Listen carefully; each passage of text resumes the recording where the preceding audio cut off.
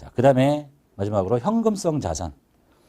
자, 현금성 자산의 뜻이 좀 굉장히 긴데 이것도 이제 객관식을 대비해서 많이 읽어봐야 돼요. 현금성 자산의 뜻이 뭐냐면 큰 거래 비용 없이 현금으로 전환이 용이하고, 네?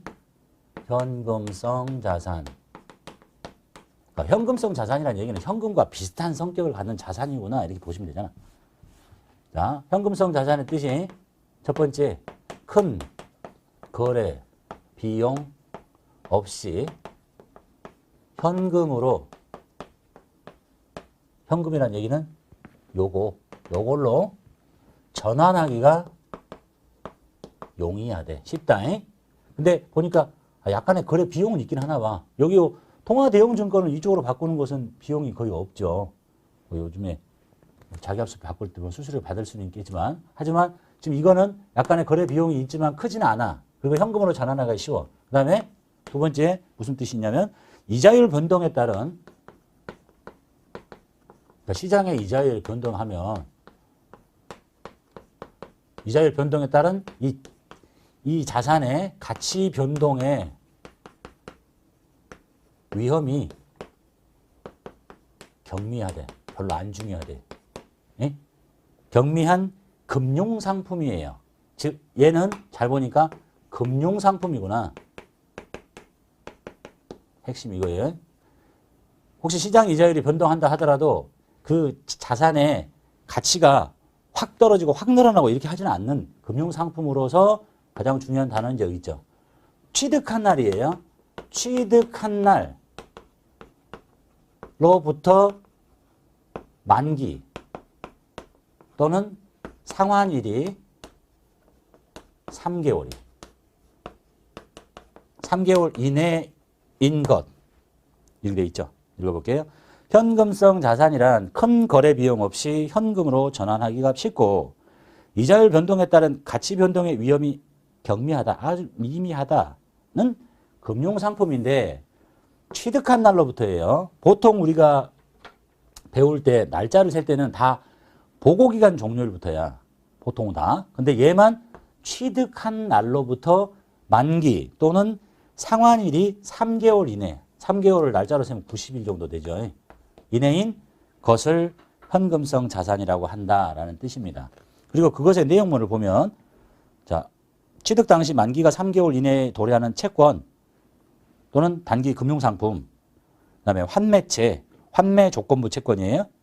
환매 다시 사주기로 은행이 다시 또는 금융기관이 채권을 발행했는데 3개월 안에 다시 사줄게 하고 팔고 나중에 사가는 거. 이걸 환매채라고 합니다. 3개월 이내 환매 조건이에요. 그 다음에 투자 신탁의 계약 기간이 3개월 이하인 초단기 수익증권. 객관식을 대비해서는 보셔야 되는데 다 붙어있는 말이 뭐야? 다 붙어있는 말이 이거잖아. 3개월. 자, 그리고요. 잘 보면 지금 이게 금융상품이라고 그랬죠. 그래서 이제 요 바로 뒷과정이 금융상품인데 이 금융상품에 보면 여기에 채권도 있고 저기서 말하는 환매채도 있고, 응? 이런 것들이 원래 다 여기 있어요. 여기에. 여기란 얘기는 지금 요곳에 바로 유동성이 좀 떨어지니까 밑에 있는 거죠. 근데 이거 이제 핵심은 이거예요. 여기에 원래 있는 물건인데 단기 금융상품들인데 이게 보통 여기에 있으려면 어떻게 되죠? 보고기간 종료일부터 1년 이내에 만기가 도래하는 거잖아. 근데 이것들 중에 아주 빠른 게 있더라는 거야. 취득하자마자 3개월 이내라는 얘기는 날짜로 세면요. 여기 1년이고 여기가 2년이면 여기 있는 단기 금융상품은 요 날 취득을 했다. 이 날로부터 1년이 아니라 요 날 보고기간 종료일로부터 1년 이내에 만기가 도래하는 건데 얘는 뭐냐면 샀더니 내가 예를 들면 10월 달에 사요. 10월 달에 샀는데 환매채를 샀다. 3개월 이내야. 그러면 10일, 12일, 1월이잖아. 그럼 요 날로 보면 거의 한 달밖에 안 남은 거죠.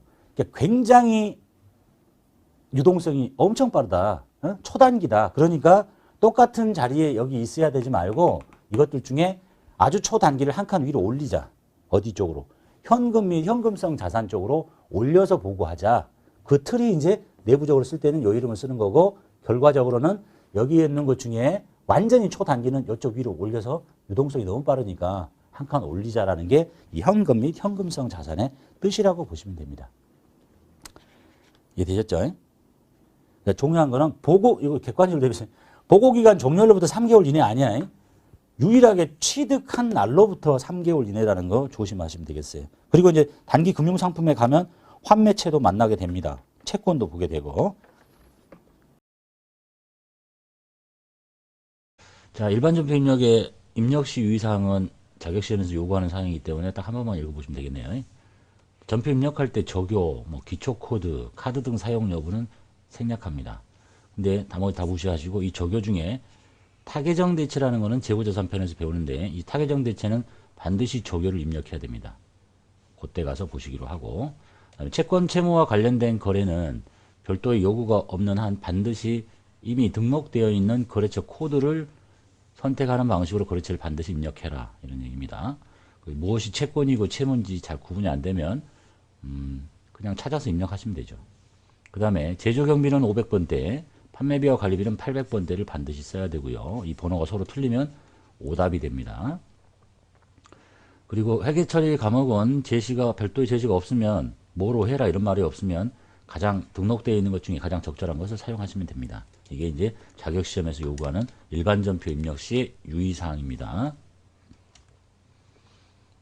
자, 문제 1번 보겠습니다. 첫 번째, 5일 상사에 제품 800만 원을 판매합니다. 대금은 전액 은행 발행 자기압수표로 받았습니다. 차변이 현금이고 대변이 제품 매출인데 입금 전표 쓰지 말고 연습할 때는 그냥 차변 대변 이렇게 하시는 게 더 좋아요. 알 수 있는 쪽부터. 자, 저는 대변 제품을 팔았구나. 제품 매출이라는 수익을 잡고 800만 원 팔았으니까 돈을 받아야 되겠죠. 현금, 은행 발행 자기압수표는 통화 대형증권이니까 현금으로 처리하시면 되겠죠. 두 번째, 진위상사의 제품 100만 원을 매출합니다. 대변의 제품 매출 100만 원 돈 받아야 되겠죠. 대금은 동전 발행 당좌수표, 즉 타인이 발행한 당좌수표는 통화 대용증권이죠. 현금이란 얘기입니다. 3번, 사무용 책상을 구입했습니다. 비품이라고 합니다. 금액은 50만 원짜리 돈 줘야 되겠죠. 이제 은행 발행 자기압수표로 줍니다. 현금이 나간다는 얘기죠. 은행 발행 자기압수표는 나한테 현금으로 잡히는 거니까. 네 번째, 본사의 당좌예금 계좌의 잔액 부족에 대비해서 본사 보통예금 계좌에서 당좌예금 계좌를 이체해요. 보통예금에서 돈이 나가고 3천이 당좌예금 통장에 돈이 들어온다는 얘기네요. 5번, 광호 상사에서 원재료 200만 원을 사옵니다. 차변에 원재료 B가 아니에요. 원재료라는 자산이에요. 200만 원. 돈 줘야 되겠네요. 100만 원은 현금 줬습니다. 100만 원 현금. 나머지는 당좌 수표를 발행했으니까 당좌 예금이 빠져나가겠죠.